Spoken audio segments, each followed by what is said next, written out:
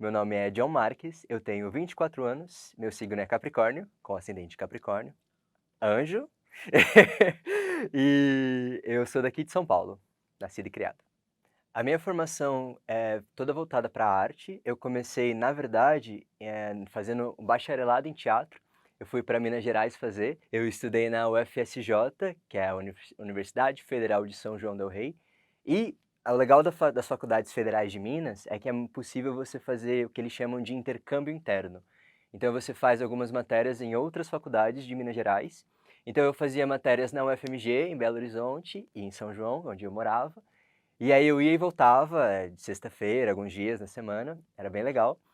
E aí eu voltei para São Paulo, e aqui em São Paulo eu fui procurar curso técnico. Eu passei em 3 cursos técnicos, até chegar aqui em São Paulo e até chegar aqui no Senac.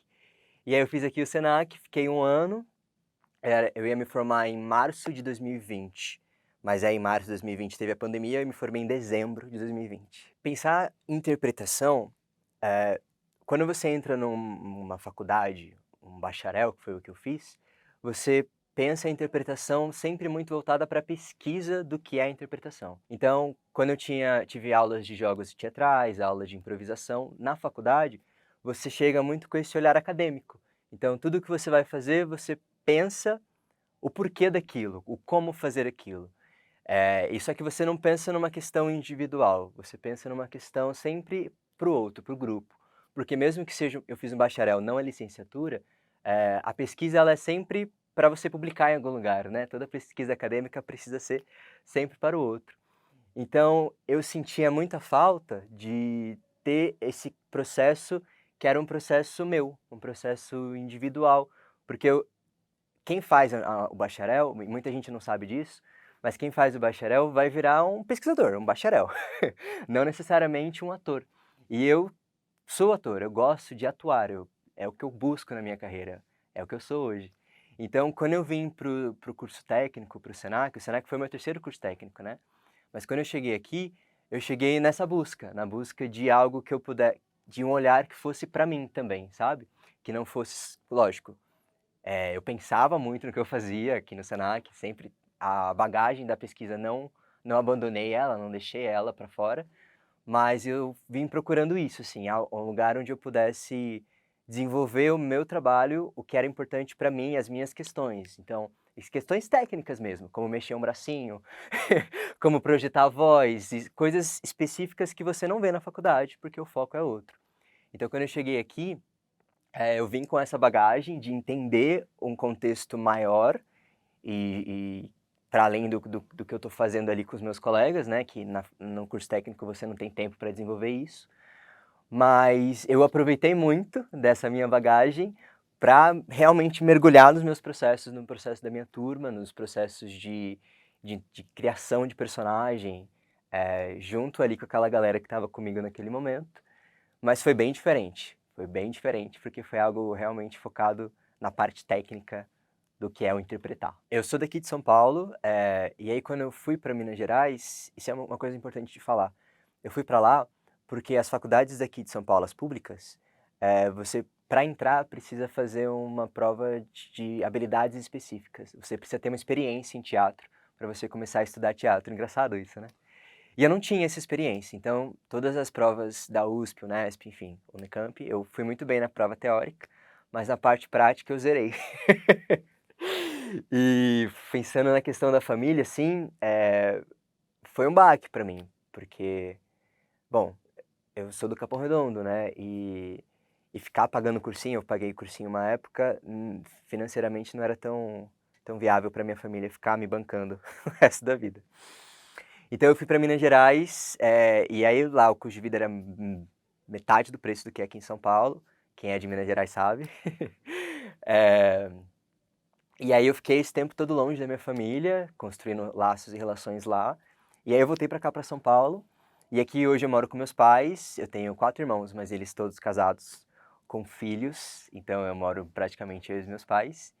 E é muito, muito engraçado pensar na relação da arte na minha família, porque eu sou o primeiro artista com formação, mas eu não sou o primeiro artista. Minha mãe sempre sonhou em ser atriz, sempre quis ser, mas na época dela ser atriz era ser considerado uma prostituta, né, era esse o discurso que ela ouvia em casa. Então sempre foi uma frustração muito grande dela. E aí ela nunca me influenciou nada, mas quando eu falei pra ela que eu queria ser ator também, ela se emocionou muito. E é hoje até a minha base, assim, a pessoa que mais me apoia, mais me incentiva a fazer tudo, porque era também o grande sonho dela. Então a minha relação com a minha família dentro da arte perpassa por esses caminhos tortuosos. Uma coisa que a faculdade me trouxe, eu tinha 18 anos, né, na faculdade, eu era novinho. E uma coisa que eu percebi, assim, na prática, é que não dá pra gente, quanto artista, esperar a oportunidade de bater na nossa porta e cair do céu. Ninguém vai chamar a gente pra trabalhar. Se você for uma pessoa que não tem contatos, que não tem um tio, enfim, né, uma pessoa que trabalha no meio que vai te abrir essa porta, você precisa correr atrás delas. Ninguém vai fazer isso por você. E quando eu vim pra cá, pra São Paulo, eu vim com esse sangue nos olhos, de eu quero, quero, quero, quero, quero. Então, além de tudo isso que eu já fiz, eu gosto de dizer que eu sou rato de oficina. Então, o que tem de oficina eu vou atrás, o que tem de possibilidade de estudo eu vou atrás, porque a gente precisa estar correndo atrás da oportunidade para a gente conseguir em algum lugar. Então, todo o trabalho que eu fiz de curta, de longa, de publicidade, foram trabalhos que eu fui atrás, não foram trabalhos que apareceram para mim. E uma coisa que é engraçada, quando a gente pensa no movimento energético da vida, quando você coloca a sua energia para funcionar em alguma coisa, pode até parecer um pouco romântico isso, mas não é. As coisas, uma coisa vai puxando na outra. Então, quando você vai fazer um curso, uma oficina, e você se dedica o máximo que você pode, e você é honesto com aquilo que você quer e com aquilo que você acredita, quem acredita em você vai te chamar para fazer alguma coisa. Foi isso que um convite foi chamando no outro. Eu entrei na minha companhia agora como ator, e eu percebia que havia uma necessidade ali, para além de só como ator, e eu falei, por que não ajudar com a minha bagagem? E fui e fiz, não esperei ninguém me chamar. E aí eu entrei para assistência de direção nesse movimento. O meu diretor percebeu que eu tinha movimento e falou, cara, você é meu assistente de direção. Eu falei, sim, eu sou. Eh, então eu acho que esse tanto de coisa que eu já fiz foi justamente dessa percepção muito cedo que eu tive, que eu acho que para mim é um privilégio, de ter esse entendimento, sabe? De que a oportunidade precisa vir de mim também, precisa partir da minha busca. E a produtora também, ela é um movimento contra essa ideia de mercado que a gente infelizmente acaba tendo, né, que para você trabalhar como ator, você precisa ter milhões de seguidores, precisa ser uma pessoa famosa. E não é o meu foco, assim, eu não tenho um foco de rede social para crescer e ter milhões de seguidores, não é o que eu quero. O que eu quero é poder trabalhar e viver dignamente da minha arte, do meu trabalho, que é um trabalho muito sério e é um trabalho muito difícil. Porque diferente de outros trabalhos, o meu trabalho não acaba quando eu deito na minha cama. Eu fico pensando, trabalhando, criando, tendo ideias. E precisa ser, porque financeiramente, se eu for falar, eu não tenho eu não sou CLT, né, então eu não tenho um salário que me sustenta ali. Então, por exemplo, um mês que eu faço uma publicidade legal e um filme, legal, eu ganho uma grana boa. Mas já aconteceu de eu ganhar 10 mil no mês e ficar 10 meses sem ganhar nada. Então, é menos de um salário mínimo por mês, sabe? Então não dá para ficar só esperando, precisa correr atrás, precisa criar oportunidade para si mesmo. E a produtora hoje é o que me possibilita trabalhar, hoje eu faço por ela locução, faço locução para o Sesc, para o Grupo Tapa, para vários lugares, justamente por eu ser cara de pau. Chegar e ir fazendo e procurando oportunidade de trabalhar e oportunidade de mostrar minha arte. Acho que meu primeiro trabalho legal, assim, foi em Minas Gerais, falando um pouco dessa ideia de que uma coisa puxa na outra, eu sempre fui muito atrás de estar no máximo de coisas possíveis, no máximo de grupos possíveis. E aí eu fazia parte de um grupo de extensão da faculdade, e ali o diretor percebeu o meu movimento, percebeu que eu tinha uma proatividade, e ele me chamou para fazer parte do grupo dele, chamava Transeuntes, que era um grupo que trabalhava em teatro de rua, e agora eu tô fazendo teatro de rua também, é o ciclo da vida, né? Enfim. Eh, então esse foi o meu primeiro trabalho, assim, com teatro e foi o que me trouxe a realidade do que é o viver o teatro, sabe? Esse mergulho, esse peso num bom sentido, do que é viver o teatro o seu dia inteiro. E aí naquele momento também fiz assistência de direção, fiz produção e atuação, o que eu faço agora. Eh, e foi muito legal, assim, esse processo pra mim, muito legal, muito legal. E aí aqui em São Paulo, quando eu cheguei aqui, eu fiz algumas peças dentro de escolas, né, o Eurídices em Pedaços é o meu primeiro trabalho que eu posso dizer profissional, que não tem vínculo com nenhuma instituição de ensino, mas os 9 curtas que eu fiz 6 pelo Senac e 3 profissionais também, que 2 já saíram, foram curtas para festivais, porque uma coisa que é muito importante falar, assim, é que hoje no Brasil é muito difícil você viver só como ator se você não é uma pessoa que tem uma certa fama, né? Porque a gente não tem nada que nos possibilite criar uma carreira estável, sustentável, né? É difícil você sustentar, principalmente no audiovisual, assim. Esse último governo não gostava da arte, mas ele odiava principalmente o audiovisual. Então, para você ser ator de cinema, é isso, você faz um teste aqui, um teste aqui, um teste aqui, um teste ali, e a cada 6 meses você consegue um trabalho. Então, meu primeiro curta profissional foi nesse movimento, e meu primeiro longa profissional também foi nesse movimento, de estar ali, mas com espaçamentos muito grandes entre um e outro, sabe? Porque são poucas oportunidades, quando uma produtora grande vai fazer um filme grande, eles vão chamar atores que são conhecidos, então para você se inserir nesse mercado é muito difícil. Mas eu fiz esses 2 longas, eu gravei recente agora o segundo, e tá para sair para festival também, então um filme que vai para fora do Brasil, eu vou assistir sabe-se lá Deus quando. Eh, mas é isso, então o Eurídices em Pedaços hoje, que eu sou ator, assistente de direção e produtor, é o que consome os meus dias, assim. Eu fiquei essa semana inteira indo atrás de coisa de produção, pegando coisa, não sei o quê, não sei o quê, não sei o quê, não sei o quê, resolvendo os pormenores. Então esses são os meus trabalhos profissionais, fora a minha produtora, que eu atuo mais como locução e trabalho de voz do que realmente como ator. Eu ainda não consigo produzir o meu próprio espetáculo teatral, ainda. Eu toco piano hoje, violão e também estudo canto, porque eu também sou apaixonado pela música. E é muito engraçado, porque a música é a arte, é a exatas das artes, né? Então, eu acho que estudar a música hoje me ajuda muito a ter uma ideia centrada do que é ser artista. Porque o teatro, ele precisa ter a parte prática, e tem uma parte prática e burocrática até do fazer teatral, mas ele acaba caindo mais ainda no campo das ideias, né? Você fica pirando lá horas, estudando, lendo, indo atrás, ensaiando, trocando. É diferente da música. Então, a música na minha vida hoje, ela me traz esse equilíbrio de tá, então aqui eu consigo desenvolver um raciocínio mais exato, apesar de eu não sou de exatas. E aí o teatro me possibilita mais crescer e desenvolver ideais e pesquisas artísticas dentro do que é importante para mim fazer hoje, sabe? Então a música ela é uma forma de expressão, mas o teatro é o que realmente me possibilita pirar a cabeça e ter menos julgamentos comigo mesmo. Então eu acho que o que eu mais gosto de fazer hoje, com toda certeza, é atuar. E atuar junto com a música me emociona muito, assim. Eu acho que ali é o melhor dos 2 mundos, sabe? Eu não sou o músico do teatro musical, porque quem faz o teatro musical acaba entrando num caminho que é muito específico, né? E quem faz teatro musical precisa ser o seu único foco de vida. Hoje, com a vida que eu tenho, fazendo 1000 coisas, eu não conseguiria ser ator de musical porque eu não tenho tempo hábil na minha agenda para fazer aula de canto de belting e fazer jazz e fazer, enfim, tudo que você precisa para você ser um ator de musical. Então, eu gosto de trazer a música para o teatro, que a gente chama de teatro musicado, né? Que é a música dentro do teatro, mas não numa estética específica do teatro musical. Mas interpretar é o que me dá mais paixão de vida, assim, é onde eu acho que eu sou mais honesto. Porque na nossa vida a gente tá sempre com máscaras, né? Agora eu tô com uma máscara aqui do entrevistado, bonitinho, simpático, fofo.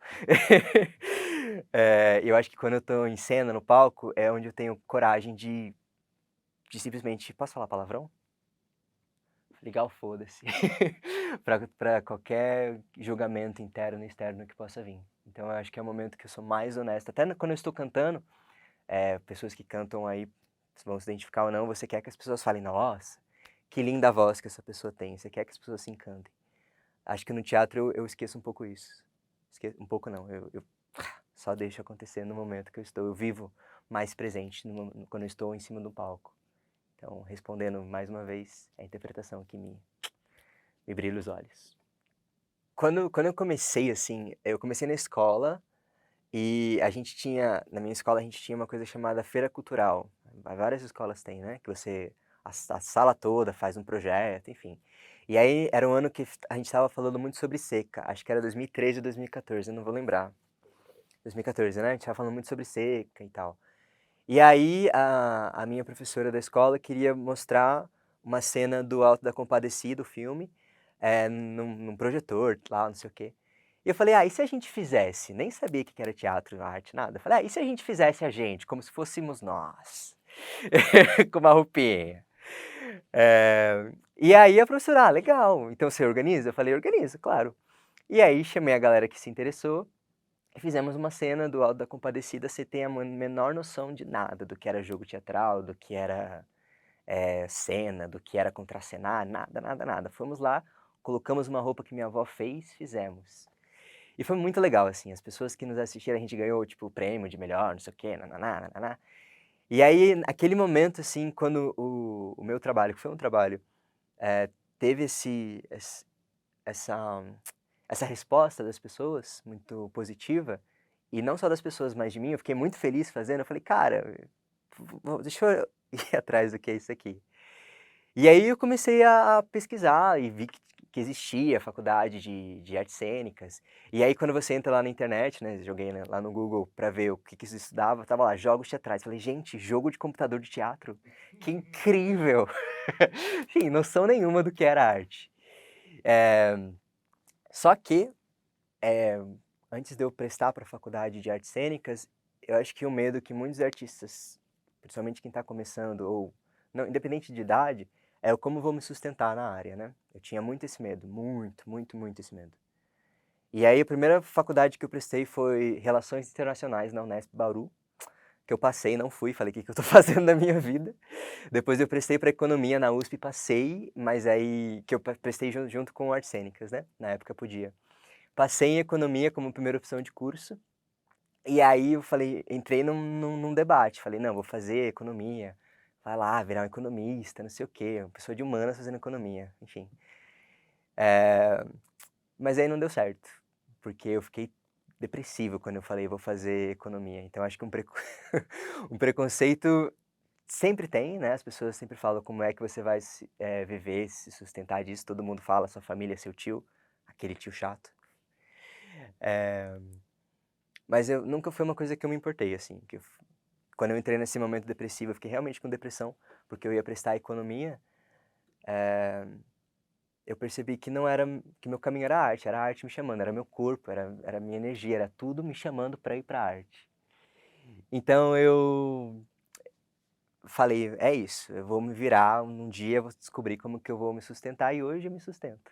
Que loucura, né? Eu acho que o apoio familiar, assim, da minha mãe é uma das coisas que eu mais tenho apreço hoje, sabe? É muito importante isso pra mim, porque eu conheço muitos artistas que não têm apoio nenhum.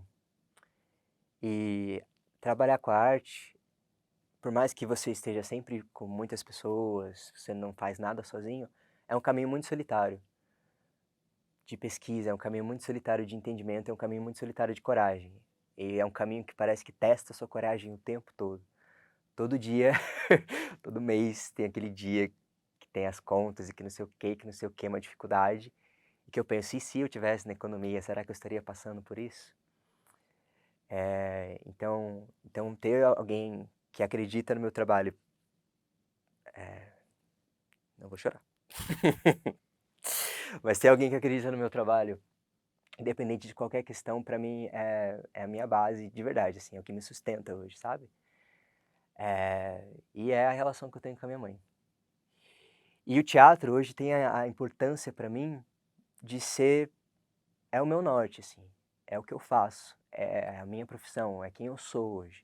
Eu não sou, eu não consigo me imaginar fazendo qualquer outra coisa da minha vida. Claro, eu faço locução, eu faço produção, eu tô, né, há alguns caminhos adjacentes ali sempre, mas acho que sem o teatro eu ia ficar numa depressão eterna. E é muito engraçado, assim, porque pensar o porquê disso, né, o porquê que o teatro é tão importante para mim. Não é porque eu gosto de aparecer, gosto.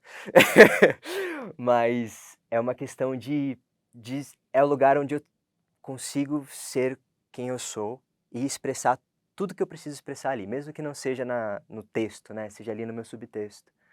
Hoje, por exemplo, eu faço um trabalho que é extremamente político, e eu estou cansado de debater política na internet, cansado, cansado. A política brasileira hoje me cansa. Acho que todo mundo. Mas quando eu estou no palco, todo o meu subtexto, toda a minha força, toda a minha raiva, toda a minha indignação, ela sai. É catártico para mim. Para quem me assiste também é. Não só me assiste, né, mas assiste todo o nosso trabalho. Então o teatro ele tem essa importância de ser a minha vida. Basicamente é isso, assim. Eu não consigo pensar eu fazendo outra coisa, lógico. Fazer cinema é maravilhoso, amo. Dá muito mais dinheiro. Com toda certeza. Publicidade, legal, paga bem. Mas só ficar nesses dois caminhos para mim seria pouco. Porque é no teatro que você realmente aprofunda, você realmente aprende a ser ator no teatro. Quando eu vou fazer meu filme, que é legal, que eu gosto do que eu vejo, eu entendo que aquele processo vem do teatro.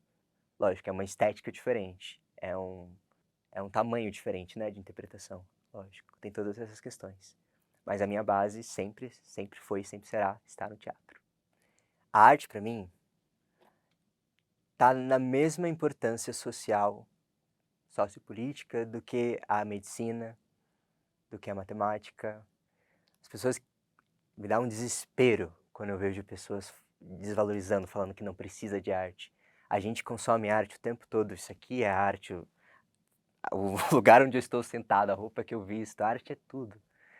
É a forma com que as pessoas lidam com aquilo que não é visível e com aquilo que é visível também.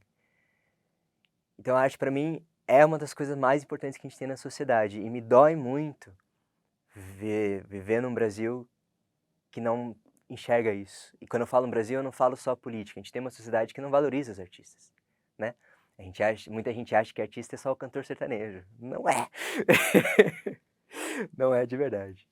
A arte está em tudo, está em todo momento que a gente olha, que a gente respira, está na nossa casa, está no nosso celular, está no nosso Spotify, está em tudo.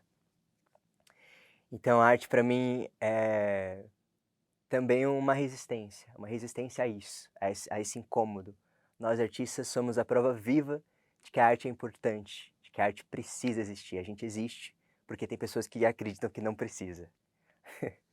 Nós somos resistência, somos o chamado para tal.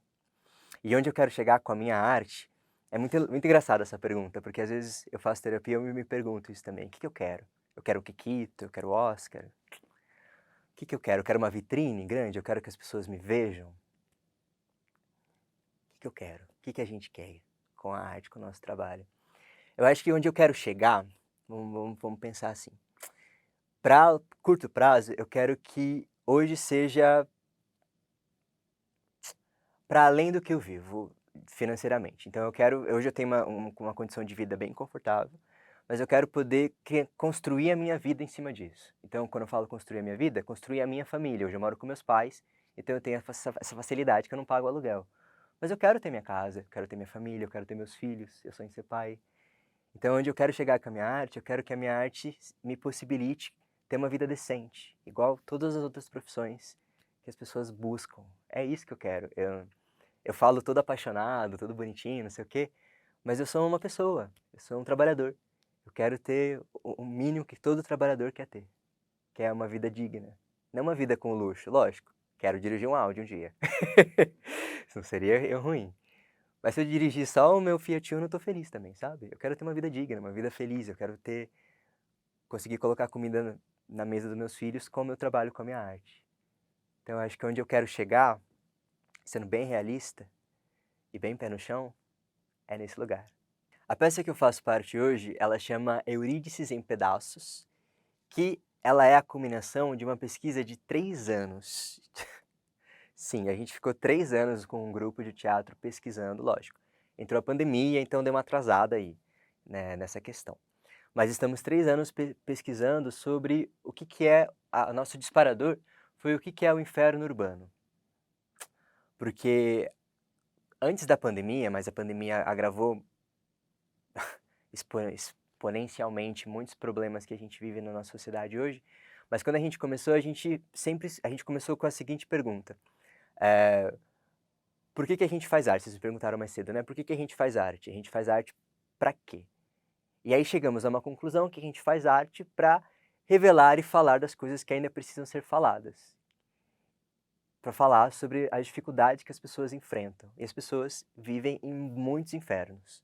E aí, estamos em São Paulo, então a gente começou a pensar no que é o inferno urbano, o que é a dificuldade que as pessoas passam, o que faz as pessoas sofrerem ainda na sociedade atual. E aí começamos a pesquisar, começamos a entender um pouco de mitologia grega, porque, enfim, não é novidade falar sobre no teatro contemporâneo, fazer uma remodelação da mitologia grega, mas a gente chegou no mito do Orfeu. Por que no mito do Orfeu? Porque o Orfeu, ele é o artista da mitologia, ele é o cara que pega a lira e ele encanta todos os demônios, todos os dragões, todas as coisas maléficas que existem na sociedade, ele consegue encantar com a sua lira.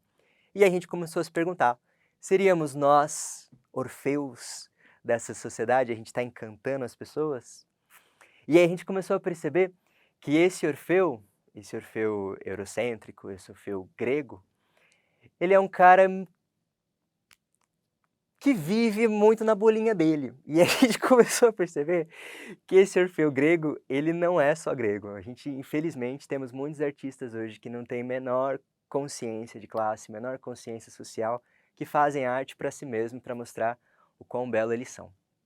Então a gente chegou nessa ideia e queríamos debater isso e começamos a perceber também que a mitologia grega ela fala muito sobre os homens. É sempre a história do Orfeu e Eurídice. É sempre a história do Héracles, né? O Hércules, na verdade, é romano. Enfim. É sempre a história dos grandes heróis, homens, másculos, não sei o quê, não sei o quê. E aí a Eurídice, na história da mitologia do Orfeu, ela é a mulher que morre, que vai para o inferno, que passa por tudo que o inferno pode produzir em alguém. E aí o Orfeu vai lá e tenta salvar ela. Então a gente começou a se questionar isso. Por que que por que que nós artistas precisamos salvar? A gente quer salvar alguém? É esse realmente nosso papel? Então nossa pesquisa começou a voltar exclusivamente para o olhar da Eurídice, essa mulher perseguida, essa mulher sempre deixada de lado, não só na mitologia, mas né, na sociedade que a gente vive hoje. Então colocamos uma lupa nela e começamos a pesquisar e desenvolver o processo de construção dramatúrgica na Eurídice. É um teatro de grupo, então a gente não tinha uma dramaturgia pronta, a gente tem um dramaturgo, mas é uma dramaturgia que foi se alterando conforme o tempo. Isso é uma coisa que poucas pessoas entendem também, porque ninguém trouxe um textinho bonitinho para a gente pronto, a gente falar, decorou o texto. Não, foi um processo de pesquisa, 3 anos de leitura, de ver filme, de ir atrás de referência, experimentação no corpo, prática, para chegar no material que a gente tem hoje. E hoje, o Eurídice em Pedaços é justamente isso. É um caminho, é um convite a quem nos assiste a passear pelo inferno conosco, o inferno urbano, sempre sendo provocado pelas Eurídices desses múltiplos infernos, desses múltiplos lugares. É bem multiverso, bem contemporâneo, Marvel. Brincadeira. Mas é bem contemporâneo nesse sentido, assim. Então, são vários fragmentos desses corpos femininos perseguidos, não só femininos, mas com foco nisso. E o meu papel nesse espetáculo específico, eu sou um anjo, ator provocador, que eu sou justamente o incômodo do que eu falei no começo sobre o que é o Orfeu, né? Então, as pessoas que nos assistem, nós levamos elas pelo inferno e deixamos elas incomodadas com uma pergunta: o que se faz depois de você ter passado pelo inferno? A gente não está aqui para responder nada, a gente só pergunta e questiona mais. A peça, ela vai estrear agora em novembro, depois de 3 longos anos. Eu estou muito feliz de estar falando isso, mas a peça vai estrear agora em novembro. Nós estamos do lado da UBS Cambuci, estamos ocupando um espaço que é público, isso é muito importante de falar também.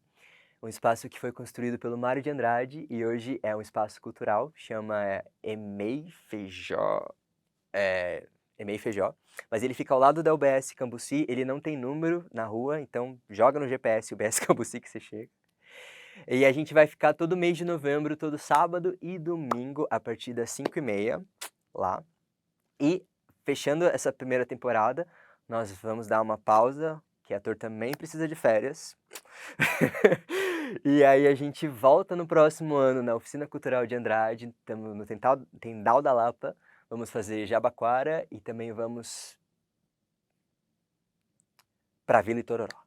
Vários lugares. Então a gente vai circular com a peça em São Paulo. Aí eu não posso dizer para vocês, então, datas ou horários, porque a gente ainda não fechou, isso vai ser pro próximo ano, mas os lugares já estão todos certos. Mas por enquanto, venha nos assistir em novembro, todos os finais de semana, lá do lado da UBS Cambuci.